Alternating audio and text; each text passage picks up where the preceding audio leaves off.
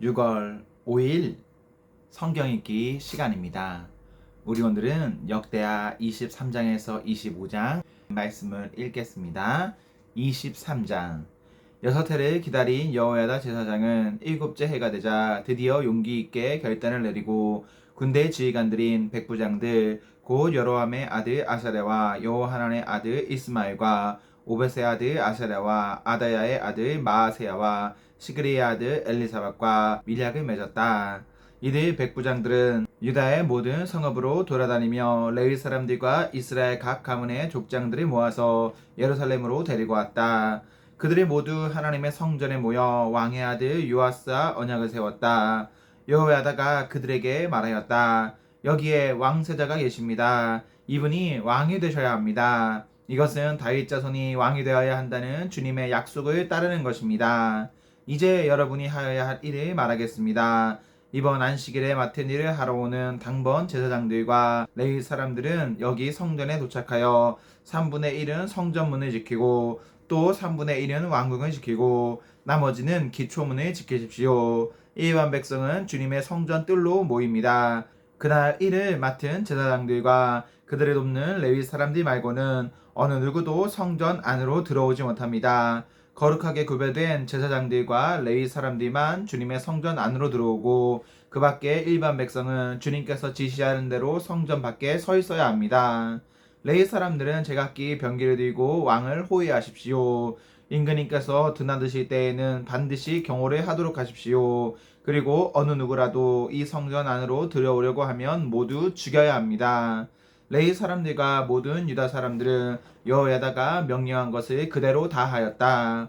여호야다 제사장이 안식일에 맡은 일을 끝낸 사람들마저 집으로 돌아가지 못하게 붙들어 두었으므로 지휘관들은 안식일 당번인 사람들과 비번인 사람들을 다 데리고 있었다. 여호야다 제사장이 백부장들에게 창과 크고 작은 방패들을 나누어 주었다. 그것들은 다윗 왕의 것으로서 하나님의 성전 안에 간직되어 있던 것들이었다. 그는 또 일반 백성에게도 무기를 들려 성전 남쪽에서 북쪽 끝에 이르기까지 전 지역에 그들을 배치시키고 제단 근처에서나 성전 안에서 왕을 경호하게 하였다. 그런 다음에 여호야다와 그의 아들들이 요아스 왕세자를 데리고 와서 그에게 왕관을 씌우고 왕의 직무를 규정한 규례서를 그에게 주고 기름에 부어 왕으로 삼고 임금님 만세 하고 외쳤다. 아델랴가 백성들이 뛰어다니며 왕을 찬양하는 소리를 듣고 주님의 성전에 모여있는 백성에게로 가서 보니 왕이 성전 어기 기둥 곁에 서 있고 관리들과 나팔수들이 왕을 모시고 서 있으며 나라의 모든 백성이 기뻐하며 나팔을 불고 있고 성전 성가대원들이 각종 악기로 찬양을 인도하고 있었다. 아달라는 분을 참지 못하고 옷을 찢으며 반역이다 반역이다 하고 외쳤다. 그때 여호야다 제사장이 군대를 거느린 백부장들이 불러내어 그들에게 명령을 내렸다. 저 여자를 대열 밖으로 끌어내시오. 저 여자를 따르는 사람도 모두 칼로 쳐 죽이시오. 여호야다는 주님의 성전 안에서는 그 여자를 죽이지 말라고 하였다. 그래서 그들은 그 여자를 이끌고 왕궁 마레문 어기로 들어가 거기에서 그 여자를 처형하였다. 그런 다음에 여호야다는 자신과 백성과 왕이 주님의 백성이 되는 언약을 세웠다. 그렇게 하고 난 다음에 모든 백성이 바알 신전으로 몰려가서 그 신전을 허물고 제단들이 뒤엎고 신상들이 완전히 부수어 버렸다. 또 그들은 거기 제단 앞에서 바알에 맞단 제사장을 죽였다. 여호야다는 주님의 성전을 돌보는 일을 정하여 그것을 레위 사람 제사장들이 관리하도록 맡겼다. 모세의 율법에 기록된 대로 주님께 번제를 드리고 즐거운 노래로 주님을 찬양하는 이러한 이들은 본래 다윗이 성전 안에서 일하는 레위 사람 제사장들에게 맡긴 임무였다. 여호야다는 또한 주님의 성전 문마다 문지기를 두어 부정한 사람은 아무도 들어오지 못하게 하였다. 여호야다는 백부장들과 귀족들과 백성의 지도자들과 그 땅의 모든 백성과 함께 왕을 호위하여 주님의 성전에서 데리고 나와서 윗문을 지나 왕궁으로 가서 왕을 왕좌에 앉히니 그 땅의 모든 백성들이 기뻐하였다. 아달랴가 살해된 뒤로 도성은 평온히 되찾았다. 24장. 요아스가 왕이 되었을 때에 그는 7살이었다. 그는 예루살렘에서 40해 동안 다스렸다. 그의 어머니 시비아는 부엘세바 사람이다. 여호야다 제사장이 살아있는 동안에는 요아스가 주님 보시기에 올바르게 다스렸다. 여호야다는 왕에게 두 아내를 추천하였다. 왕과 그 두 아내 사이에서 아들, 딸들이 태어났다. 얼마 뒤에 요아스는 주님의 성전을 새롭게 단장할 마음이 생겨서 제사장들과 레위 사람들을 불러 다음과 같이 지시하였다. 유다의 여러 성읍으로 두루 다니면서 모든 이스라엘 사람들에게서 해마다 돈을 거두어 하나님의 성전을 보수하도록 하시오. 지체하지 말고 곧 실시하시오. 그러나 레위 사람들이 곧바로 움직이지 아니하자 왕이 여호야다 대제사장을 불러 추궁하였다. 대제사장은 왜 레위 사람들에게 유다와 예루살렘에서 세금을 거두어들이라고 요구하지 않았소? 그 세금은 주님의 종 모세와 이스라엘 회중이 증거의 장막을 위하여 백성에게 부과한 것이 아니요. 그 사악한 여인 아달랴가 자기 아들들을 시켜서 하나님의 성전에 부수고 들어가게 하였고 또 그 안에 있던 성문들까지 꺼내다가 바알에게 바치게 하였기 때문에 성전 보수를 서둘러야만 하였다. 왕은 명령을 내려서 궤 하나를 만들어 주님의 성전 문 밖에 놓게 하고 유다와 예루살렘에 선포하여 하나님의 종 모세가 광야에서 이스라엘이 바치도록 정한 세금을 주님께 드리도록 하였다. 지도자들과 백성이 모두 기꺼이 돈을 가지고 와서 궤가 가득 찰 때까지 거기에 돈을 던져 넣었다.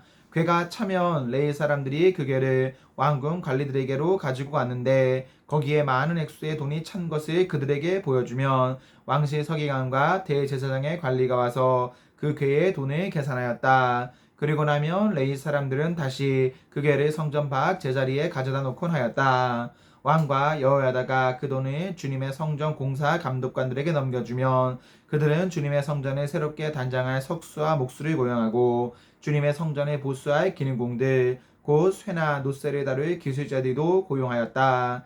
일이 맡은 사람들이 부지런히 일을 하는 데다가 그들이 하는 일마저도 잘 진전이 되어서 주님의 성전은 본래의 서의궤대로 견고하게 세워졌다. 공사를 맡은 사람들이 공사를 마친 뒤에 남은 돈을 왕과 여호야다에게 가져오니 왕이 그것으로 주님의 성전에서 쓰이기구 곧 예배 때에 쓰이기구와 번제를 드릴 때에 쓰이기구와 숟가락과 금그릇이나 은그릇을 마련하게 하였다. 여호야다가 살아있는 동안에는 주님의 성전에서 번제를 드리는 일이 끊이지 않았다. 여호야다가 늙어 나이가 차서 죽으니 그가 세상에서 누린 횟수는 130년이었다. 그가 평생 이스라엘 백성과 하나님과 성전에 위하여 좋은 일을 하였다고 해서 사람들은 그를 다윗성 왕실 묘지에 안장하였다. 여호야다 제사장이 죽으니 유다 지도자들이 왕을 부추겨서 자기들의 말을 듣도록 하였다. 백성은 주 조상의 하나님의 성전을 버리고 아세라 목상과 우상을 섬기기 시작하였다. 이러한 죄 때문에 유다와 예루살렘에 하나님의 진노가 내렸다. 주님께서는 백성을 주님께로 돌이키도록 경고하시려고 예언자들을 보내셨지만 백성은 예언자의 말 듣기를 거절하였다. 여호야다 제사장의 아들 스가랴가 하나님의 영에 감동이 되어 백성 앞에 나서서 말하였다. 나 하나님이 말한다. 어찌하여 너희가 주님의 명을 거역하느냐? 너희가 형통하지 못할 것이다. 너희가 주님을 버렸으니 주님께서도 너희를 버리셨다. 그러나 사람들은 그를 없앨 음모를 꾸몄고 드디어 왕의 명령에 따라 주님의 성전 뜰에서 그를 돌로 쳐 죽였다. 이렇듯 요아스 왕은 스가랴의 아버지 여호야다가 자기에게 보인 그 충성을 생각하지 않고 그의 아들을 죽였다. 스가랴는 죽으면서 주님께서 이 일을 굽어보시고 갚아주십시오 하고 외쳤다. 해가 바뀔 무렵에 시리아 군대가 요아스를 치러 진군하였다. 그들은 유다와 예루살렘을 점령하고 백성의 지도자들을 죽이고 노력한 물건은 다마스쿠스에 있는 자기들의 왕에게로 보냈다. 시리아 군대는 수가 얼마 되지 않았다. 그러나 주님께서는 유다 백성이 주 조상의 하나님을 버린 것을 못마땅하게 여기셔서 그 적은 수의 시리아 군대가 유다의 대군과 싸워 이기게 하셨다. 이렇게 요아스에게 심판이 내려졌던 것이다. 시리아 군대는 요아스에게 심한 타격을 입히고 물러갔다. 요아스의 신복들은 요아스가 여호야다의 아들 스가랴 제사장을 죽인 일에 반감을 품고 요아스가 잠을 자고 있는 동안에 그를 죽이고 말았다. 요아스는 이렇게 죽고 말았다. 그는 다윗성에 묻히기는 하였으나 왕실 묘지에 안장되지는 못하였다. 요아스에게 반란을 일으킨 사람은 암몬 여인 시므아세 아들 사밧과 모압 여인 시므리세 아들 여호사밧이다. 요아스의 아내들의 이야기와 요아스가 중대한 경책을 받은 것과 하나님의 성전을 무수한 사적은 모두 열왕기 주석에 기록되어 있다. 그의 아들 아마샤가 그의 뒤를 이어 왕이 되었다. 25장. 아마샤가 왕이 되었을 때에 그는 25살이었다. 그는 예루살렘에서 29해 동안 다스렸다. 그의 어머니 여호와따는 예루살렘 사람이다. 그는 주님께서 보시기에 올바른 일을 하였으나 마음을 다하여 하지는 않았다. 왕권을 확고하게 장악한 뒤에 그는 부왕을 살해한 신하들이 처형하였으나 처형받은 신하의 자녀는 죽이지 않았으니 그것은 그가 모세의 책 곧 율법에 기록된 말씀을 따른 것이었다. 거기에는 아버지가 자녀 대신에 처형받아서는 안 되고 또 자녀가 아버지 대신에 처형받아서도 안 된다. 오직 각 사람은 자신이 지은 죄에 따라 처형받아야 한다 하고 말씀하신 주님의 명령이 있다.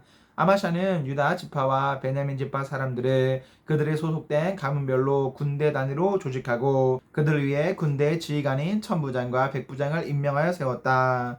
이 군대 조직에 편성된 사람들은 20살 이상이 된 남자들로서 모두 30만 명이나 되었다. 이 사람들은 창과 방패로 무장하고 전쟁터에 나갈 수 있는 장정들이었다. 이 밖에도 그는 은 100달란트를 주고 북왕국 이스라엘에서 용감한 군인 10만 명을 고용하였다. 그러나 어떤 하나님의 사람이 아마샤에게 가서 말하였다. 임금님께서는 이스라엘 군대를 데리고 가지 마십시오.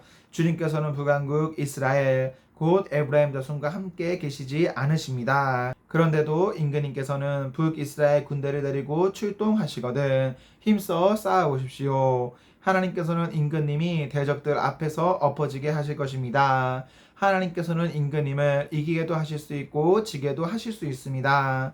아마샤가 하나님의 사람에게 물었다. 북이스라엘 군인을 고용하느라고 지불한 은 100달란트는 어떻게 하면 좋겠습니까? 하나님의 사람이 대답하였다. 주님께서는 그것보다 더 많은 것을 임금님께 주실 수 있습니다. 그래서 아마샤는 에브라임에서 온 군인들을 그들의 고향으로 돌려보냈다. 그들은 유다 사람에 대하여 몹시 불쾌하게 생각하면서 고향으로 돌아갔다. 아마샤는 용기를 내어 출병하였다.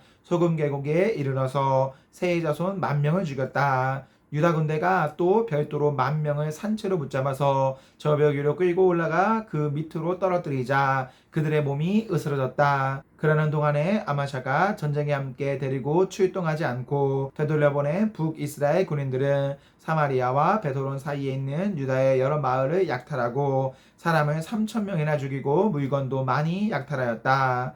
아마샤는 에돔 사람들을 학살하고 돌아올 때에 세의 자손의 신상들을 가져와서 자기의 신으로 모시고 그것들 앞에 경배하며 분향하였다. 이 일로 주님께서 아마샤에게 크게 진노하셔서 예언자 한 사람을 보내시니 그가 가서 아마샤에게 말하였다.